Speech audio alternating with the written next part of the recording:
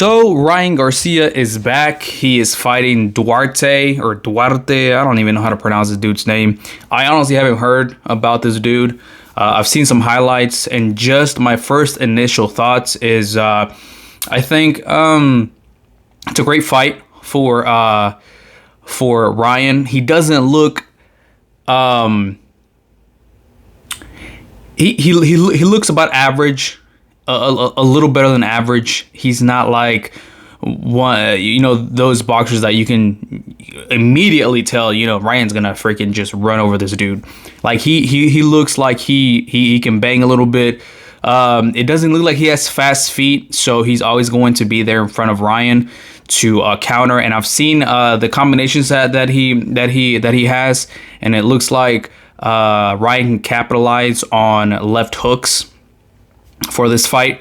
So, and he's been training with Derrick James, and Derrick James is really good at teaching you the fundamentals. Now, Derrick James has been having an awful year, to be quite honest with you, and I think it's because he just has too many fighters on his hands.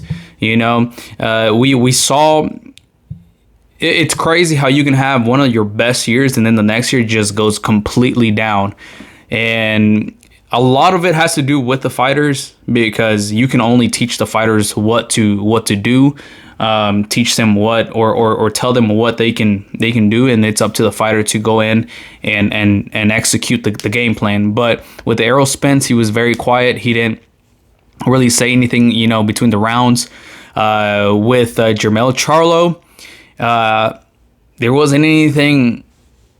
I mean, the last few rounds, he just said that, you're losing, you got to give it all. But that's about it. He didn't really have anything with a lot of hope to tell your fighters. So hopefully Ryan can pull it off. It's not a big name, but it's a great comeback fight for him at 140. And I think he can beat him. I think he has the tools to beat this fighter on December 2nd. We're going to be reviewing all the training that he's going to do in the next few days. But I think it's a really great fight for him to prepare himself for bigger fights at that weight class. I mean, Devin Haney's at 140 now.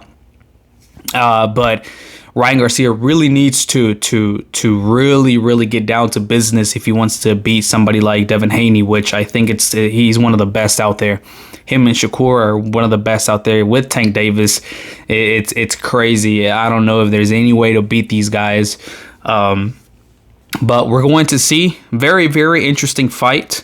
And I haven't seen Ryan post too much on social media, which leads me to believe that he's taking training very seriously. And like I said, I hope that the performances from Errol and Jermell doesn't get into his head regarding Derrick James, but we can only hope. And like I said, it's a really good fight. I'm really looking forward to his comeback, because he has the tools, he has the talent. He just needs to be a little smarter in the ring. Hopefully Derrick James is teaching him a little bit of patience, because in the Tank Davis fight, he was just everywhere. He just was too excited. He was everywhere. And Tank Davis, you can't do that with him. He can capitalize on any mistake that you do. He literally threw 4 left hooks the same way before he got knocked down. And you can't do that with an elite fighter. Like, what are you thinking? You cannot throw the same left hook and not duck and not have any head movement after if you've missed 3 consecutive times. You just can't do that. So hopefully he's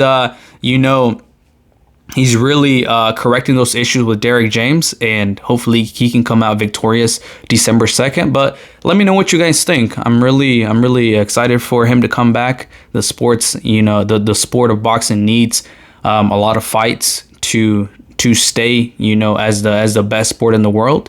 But let me know what you guys think. We'll see you guys in the next video.